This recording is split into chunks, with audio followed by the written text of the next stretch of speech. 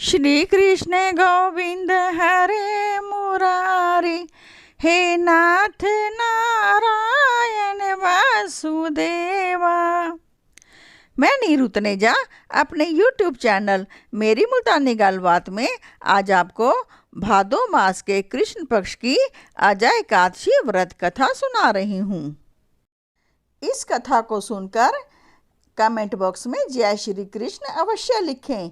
व यदि मेरे चैनल को सब्सक्राइब नहीं किया तो कृपया सब्सक्राइब का बटन अवश्य दबाएं। तो अब आप सुनिए अजा एकादशी महात्म। कुंती पुत्र युधिष्ठिर बोले कि हे जनार्दन, अब आप मुझे भादो के कृष्ण पक्ष की एकादशी के बारे में बतलाइए। उस एकादशी का नाम तथा विधि क्या है, सो विस्तार पूर्वक कहिए। श्री कृष्ण भगवान बोले कि हे राजऋषि, भादो के कृष्ण पक्ष की एकादशी को अजा कहते हैं। जो मनुष्य इस दिन भगवान की भक्ति पूर्वक पूजा करते हैं तथा व्रत करते हैं, उनके समस्त पाप नष्ट हो जाते हैं। इस लोक और परलोक में सहायक इस एकादशी के समान विश्व में दूसरी एकादशी नहीं है। इस एकादशी की कथा इस प्रकार है। प्राचीन काल में एक चक्रवर्ती राजा हरिश्चंद्र राज्य करता था। वह अत्यंत वीर प्रतापी तथा सत्यवादी था। उसने किसी अज्ञात कर्म तथा प्रतिज्ञा से राज्य को त्याग दिया और अपनी स्त्री तथा पुत्र को बेच दिया। वह स्वयं एक चांडाल का सेवक बन गया था। उसने इस चांडाल के यहाँ कफन लेने का काम किया, परंतु उसने इस आपत्ति के काम में सत्य को ना छोड़ा।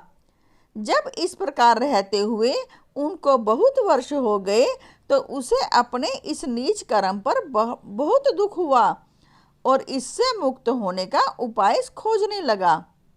वह उस जगह सदैव इसी चिंता में लगा रहता कि मैं क्या करूं।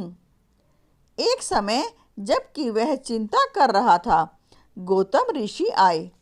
राजा ने उन्हें देखकर प्रणाम किया और अपने दुख की कथा सुनाने लगा।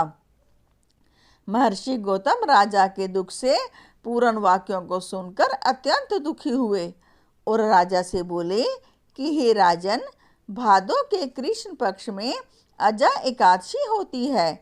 इस एकादशी का विधि पूर्वक व्रत करो तथा रात्रि जागरण करो। इससे तुम्हारे समस्त पाप नष्ट हो जाएंगे।